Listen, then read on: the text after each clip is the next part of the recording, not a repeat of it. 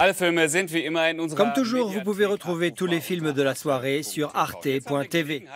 J'ai maintenant le plaisir d'accueillir le professeur Kisilan de l'université du Bade-Wurtemberg, le psychologue que nous venons de voir dans le film. Monsieur Kisilan, bonsoir. Parlons tout d'abord de la situation en Allemagne, où le gouvernement se déchire sur l'orientation à donner à la politique à l'égard des réfugiés.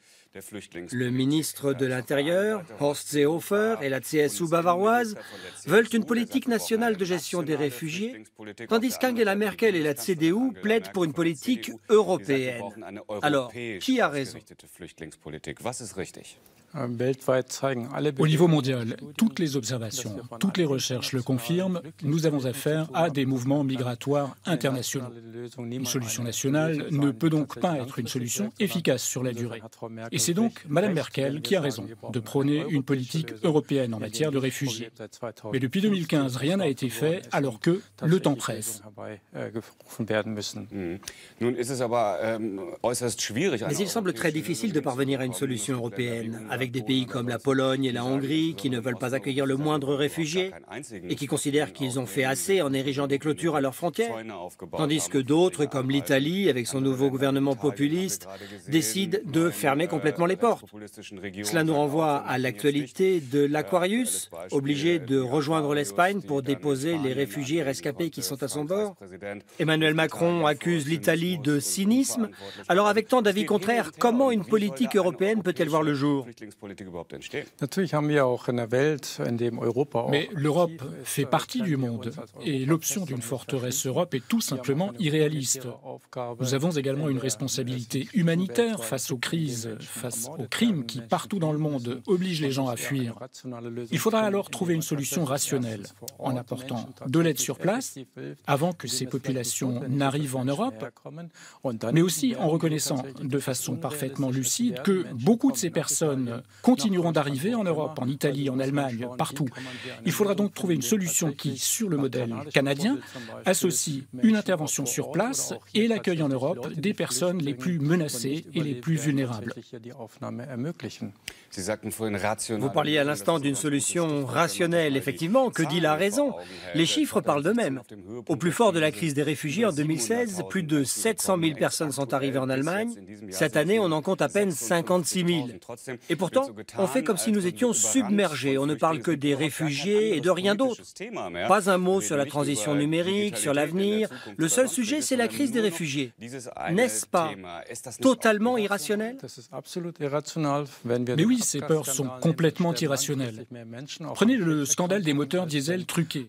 Il va causer la mort d'un grand nombre de personnes qui vont mourir de cancer. Et on ne parle que des réfugiés, alors que les réfugiés, il n'en arrive pas plus que 4 ou 5 par semaine en Bavière. Et on voit certains hommes politiques, comme M. Seehofer par exemple, qui s'emploient à créer un climat de peur, un climat qui va légitimer les agressions contre les étrangers commises par l'extrême droite. On a vu dans le passé à quoi pouvait conduire un climat de violence généralisée, et je suis très inquiet face à ces propos qui pourraient contribuer à renforcer l'extrême droite et ses organisations.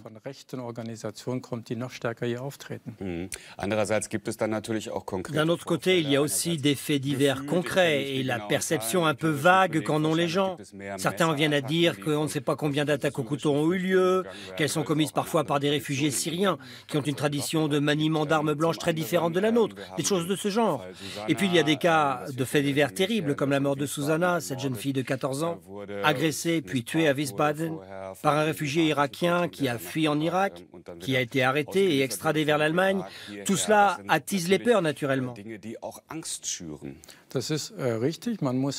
C'est tout à fait compréhensible, ces peurs. Et les criminels, quelle que soit leur origine, doivent être sanctionnés, jugés et expulsés s'il s'agit de réfugiés. Simplement, il s'agit de ne pas confondre.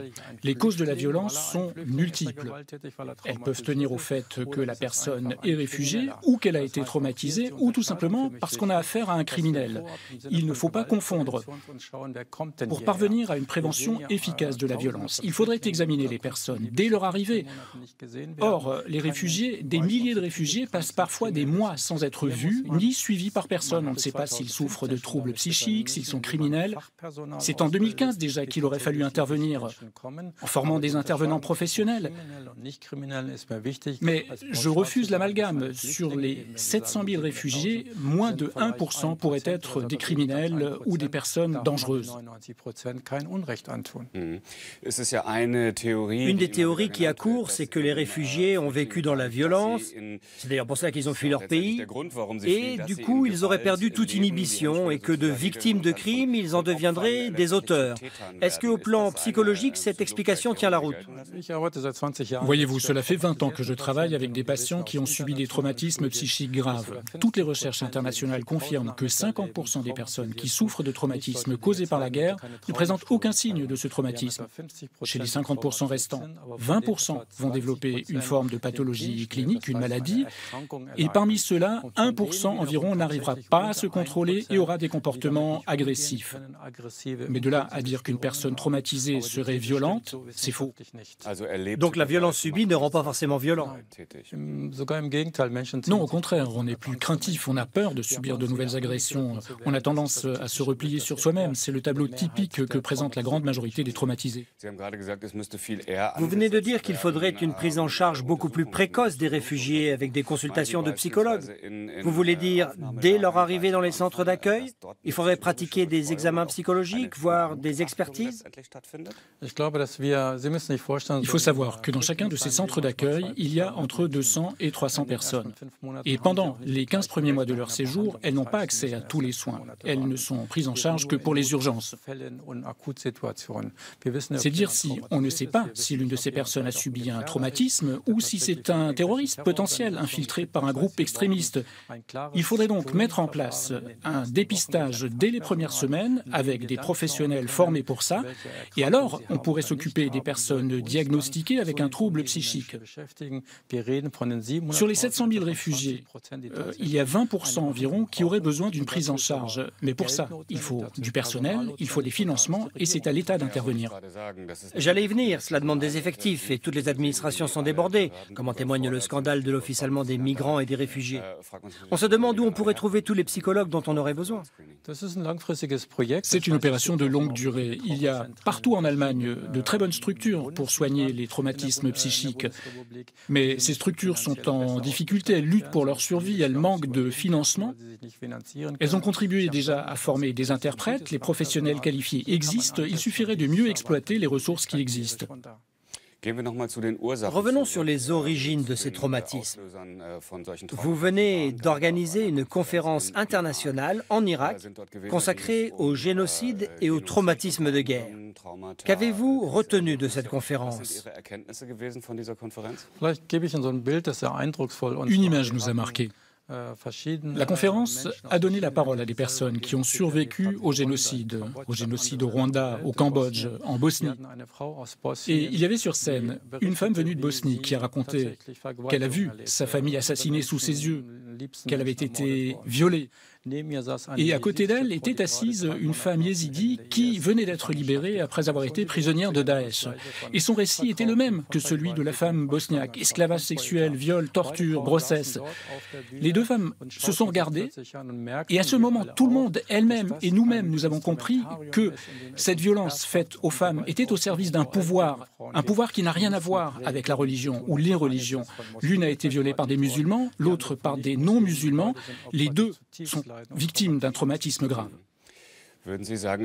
Pensez-vous que les femmes ont un rôle particulier à jouer dans l'intégration des réfugiés, par leur influence modératrice sur la culture plutôt machiste des hommes?